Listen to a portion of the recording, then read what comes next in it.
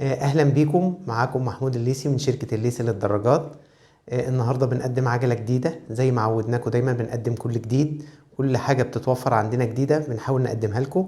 النهاردة معانا عجلة هايبرد من شركة كبيرة، هي شركة ترينكس. معانا الهايبرد فري 1.4. يلا بينا نشوف العجلة دي بتقول ايه. ورجعنا لكم مرة تانية. وقبل ما نبدأ مراجعتنا النهاردة حابب اتكلم شوية عن العجل الهايبر، ايه مميزاته وايه اللي بيفرقه عن الماونتين والرود. في ناس كتير بتبقى عايزة مميزات الرود في السرعة، لان طبعا كل ما كان الكاوتش رفيع ده بيدي سرعة كويسة قوي للعجلة. بيبقوا محتاجين الراحة في ركوب العجلة باستخدام الجادون بتاع الماونتين. فنشأ من هنا نشأ العجل اللي هو الهايبرد. العجل الهايبرد واخد الجادون بتاع الماونتين، واخد الكاوتش الرفيع بتاع العجل الرود. فيبقى كده هو جمع الميزتين، ميزة السرعة وميزة الراحة. فعلشان كده العجل ده بدأ ينتشر كتير قوي في مصر، وناس كتير بتطلبه علشان هو زي ما قلنا بيجمع الميزتين بتاعة الماونتين وبتاعة الرود. يعني مثلا انت هتركب العجلة لمشاويرك، رايح شغلك، اي حاجة من الحاجات دي، لكن انت مش دراج محترف، مش محتاج الرود في حاجة، مش محتاج الجادون بتاع الرود اللي هو بيدي لك مقاومة اكتر للهواء وبيساعدك على السرعة اكبر. لكن في نفس الوقت انت محتاج عجلة خفيفة ويكون استخدامها مريح. فده يبقى ده اختيارك، العجل الهايبرد. النهارده معانا عجله متميزه جدا من شركه متميزه اللي هي شركه ترينكس.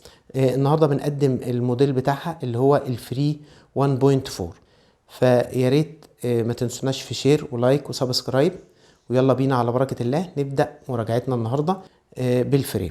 الفريم من الالومنيوم سبيكه 6061. الفريم اللي معانا ده مقاس 54. العجله دي بينزل منها فريم 52 و54 و56. اسم العجلة بيكون موجود على الاب تيوب. هنا اسم ترينكس بيكون مكتوب على الداون تيوب. وهنا الضمان بتاع العجلة بيكون مكتوب عليها الضمان بتاعها 5 سنين على الفريم ضد عيوب الصناعة. الاسم بتاع ترينكس بيكون موجود على مقدمة الفريم. خلونا بقى نتكلم دلوقتي عن المميزات اللي بتتميز بيها شركة ترينكس في الفريمات بتاعتها عن بقية الشركات. اول حاجة الطلاء بتاع العجلة. انت بتلاقي الطلاء بتاع العجلة ترينكس طلاء جميل جدا. الطلاء بتاع العجلة من الصعب جدا ان هو يتخربش، يعني العجلة دي مش هتتخربش منك بسهولة. الطلاء بتاعها ثابت، الالوان بتاعتها جميلة جدا وزاهية، مهما تركن العجلة في الشمس ما بتتأثرش، الطلاء بتاعها ما بتأثرش ما بيغيرش. وده شيء مهم جدا في العجلة يكون طلاءها من نوع جيد. بالنسبة للمقاسات، افضل شركة بتعمل مقاسات او بتنزل مقاسات للفريمات بتاعتها هي شركة ترينكس. احنا بنلاقي الفرق هنا بين الاب تيوب والداون تيوب، زي ما بيقولوا كده بالبلدي، وش الفريم بيبقى 18 19 سنتي. في اي عجلة تانية في الفئات دي هتلاقيه 12 سنتي. طب ده هيفيدني في ايه؟ ده بيخلي منطقة الجادون من قدام المنطقة دي عالية، فانا بقدر ان انا اعلي الكرسي لمسافات اكبر من غير ما يحصل لي مشاكل صحية في ظهري او كده. فالمقاسات بتاعت الفريمات بتاعت ترينكس مقاسات مظبوطة وشغل مظبوط تمام التمام يعني. ده بالنسبة للمميزات. بنيجي بقى للكابلات بتاعت الفرامل. الكابل بتاع الفرامل الخلفي بيدخل من اول الاب تيوب ويخرج من اخرها علشان يروح للفرامل الخلفية. بالنسبة لكابلات السرعات فهي من خارج الفريم، بتكون موجودة من اسفل الداون تيوب عشان تخرج من ناحية الشمال للجشمة الأمامية، ومن ناحية اليمين عشان تخرج وتروح للجشمة الخلفية. الفرك بتاع العجلة هو فرك هاي 10، جودته كويسة جدا، يستحمل أي مطبات أو طرق صعبة، وشعار ترينكس عليه من الجنبين من اليمين ومن الشمال. الجنوط بتاعت العجلة جنوط هرمي، الهرمي بتاعها عالي 40 ملي. الجنوط دي طبقتين من الألمنيوم بتستحمل الصدمات. الجنط بيحوي 32 سلك علشان طبعا وزن العجلة يكون خفيف وتكون أسرع. الكاوتش بتاع العجلة كاوتش سي اس تي ممتاز جدا. سي اس تي شركة معروفة وجودتها عالية جدا وموجودة في منتجات كتير قوي في مصر، كلها أثبتت كفاءتها.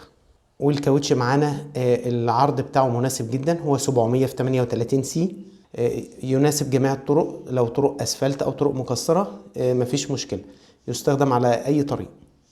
الكاوتش الداخلي ببلف شرودر طويل 60 ملي. السرر بتاعت العجلة سرر ألمونيوم كويك ريليز أمامية، وبرضو ألمونيوم كويك ريليز خلفية.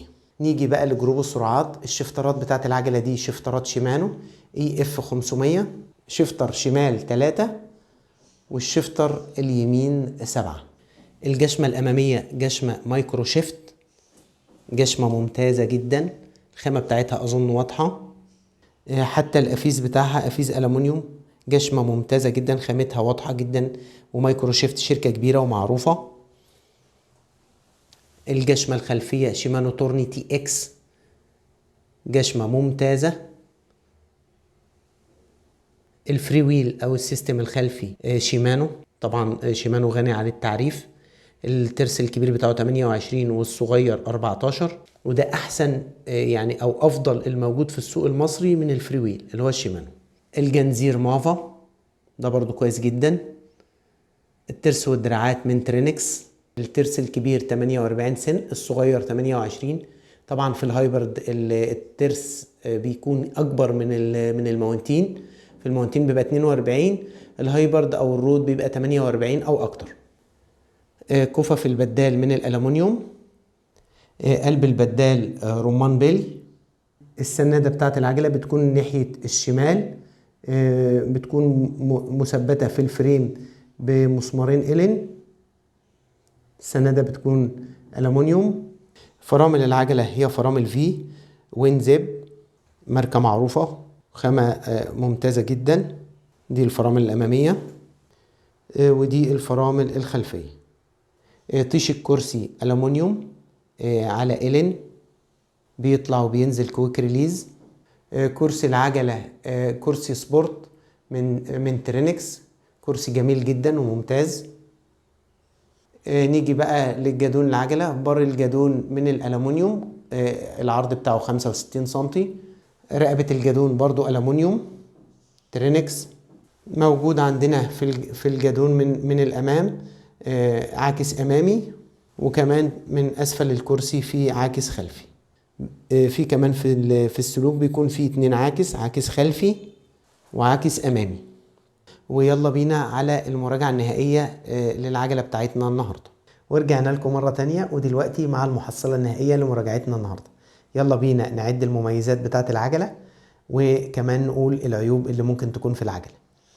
بالنسبة للمميزات بتاع العجلة، طبعا أول ميزة هي ميزة التصميم بتاع الفريم، لأن الموضوع ده مش موضوع صغير، لا، لأن أهم حاجة في ركوب العجلة هو صحتنا في الأول.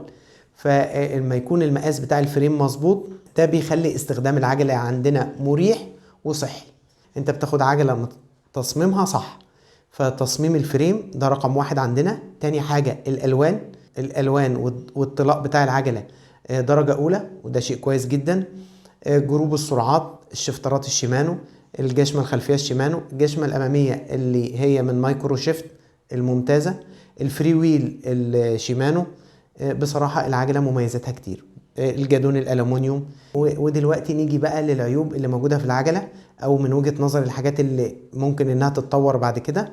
أنا شايف إن الترس والدراعات كان المفروض يكونوا ألمونيوم، والفورك بدل ما يكون هاي 10 يكون ألمونيوم. الحاجتين دول ممكن يودوا بقى العجلة دي في حتة تانية خالص، لكن العجلة دي في المجمل بالحاجات اللي هي موجودة فيها العجلة ممتازة، مميزاتها كويسة جدا. طبعا الحاجات اللي احنا بنتكلم فيها الترس والدراعات او مثلا الفورك بتاع العجلة ده ما يعيبوش العجلة، لكن احنا بنأمل في حاجات احسن، وان شاء الله ده في التحديثات الجاية للترينكس هيكون الحاجات دي في التحديثات اللي بعد كده، او الموديل اللي جاي بإذن الله هيكون الحاجات دي اتخذت في عين الاعتبار ويكونوا تعدلوا بأمر الله. العجلة دي انا بديها 9/10، عجلة ممتازة كويسة جدا. اي حد عايز عجلة هايبرد بنصحه انه ياخد العجلة دي، عجلة كويسة، مشاكل بتاعتها 0 تقريبا، ملهاش مشاكل، عجلة كويسة. العمر الافتراضي بتاعها كبير، وزي ما قلنا الشركة كبيرة ومنتجاتها كلها كويسة. لطلبات الشراء ممكن تتواصلوا معنا على رقمنا على الواتس. رقم الواتس بتاعنا هيكون موجود في الشرح اسفل الفيديو.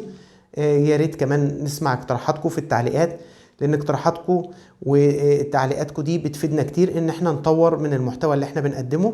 ويا رب دايما نكون عند حسن ظنكم، والى اللقاء في مراجعات قادمة بإذن الله، والسلام عليكم ورحمة الله وبركاته.